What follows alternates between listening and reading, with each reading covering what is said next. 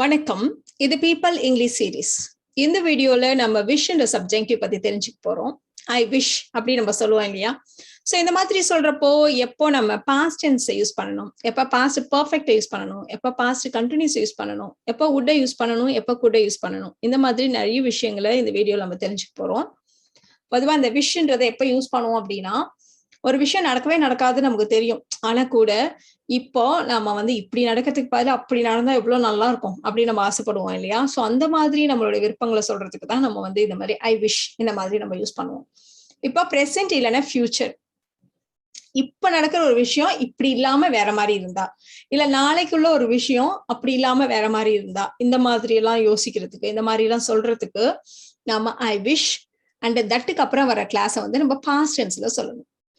For example, இப்போ உங்ககிட்ட பெரிய வீடு இல்லை, இப்ப என்கிட்ட பெரிய வீடு இல்லை, ஆனா என்கிட்ட ஒரு பெரிய வீடு இருந்தா எவ்வளவு நல்லா இருக்கும் அப்படின்னு ஆசைப்படுறேன் அப்படின்னா I wish I had a big house அப்படின்னு நம்ம சொல்லுவோம்.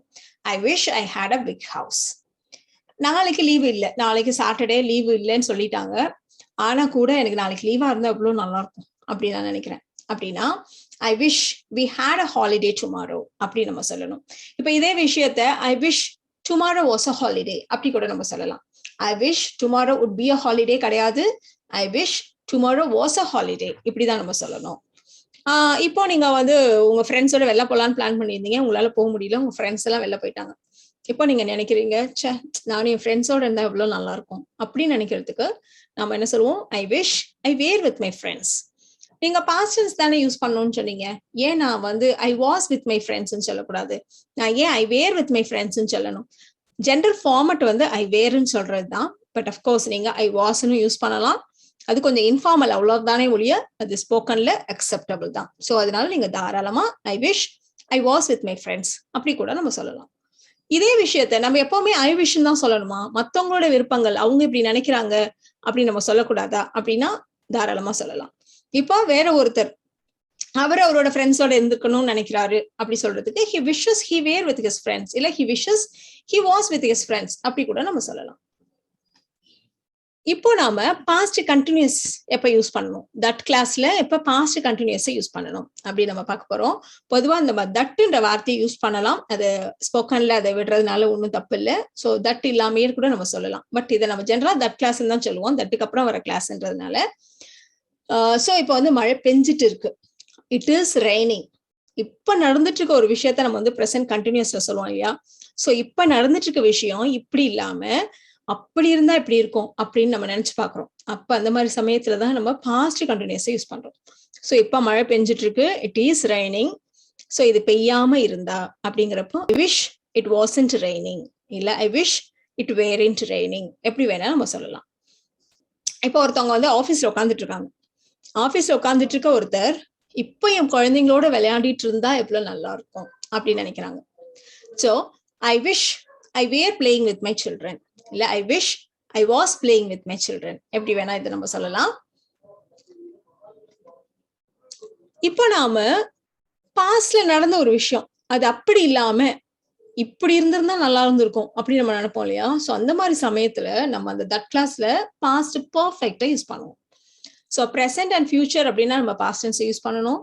பாஸ்ட்ல நடந்த ஒரு விஷயத்துல நம்மளோட விருப்பத்தை சொல்றதுக்கு நம்ம பாஸ்ட் பர்ஃபெக்டா யூஸ் பண்ணணும் அதுக்கு முன்னாடி. ஸோ நான் செலவு பண்ணிட்டேன், ஐ ஹேட் ஸ்பெண்ட். ஆனா நான் இப்ப என்ன நினைக்கிறேன்னா, நான் செலவு செய்யாம இருந்ததுதான் நல்லா இருந்திருக்கும், இவ்வளவு செலவு செய்யாம இருந்ததுதான் நல்லா இருந்திருக்கும். So I wish I hadn't spend that much. So I have spend அப்படின்னு சொன்னோம் இல்லையா, அது அப்படியே பாஸ்ட் டென்ஸ்ல சொல்றோம், அவ்வளவுதான். ஐ wish I hadn't spend that much. இப்போ ஒருத்தர் ஒரு பேச்ச ஆரம்பிக்கிறாரு, அது ஆர்கியூமெண்ட் ஆகி ஒரு சண்டையாவே ஆயிடுச்சு. அவர் அந்த பேச்சை ஆரம்பிக்காம இருந்திருந்தா நல்லா இருந்திருக்கும், அவர் ஆரம்பிச்சதுனாலதான் இவ்வளவு பிரச்சனை அப்படின்னு நம்ம சொல்லுவோம் இல்லையா? So I wish he hadn't started the argument.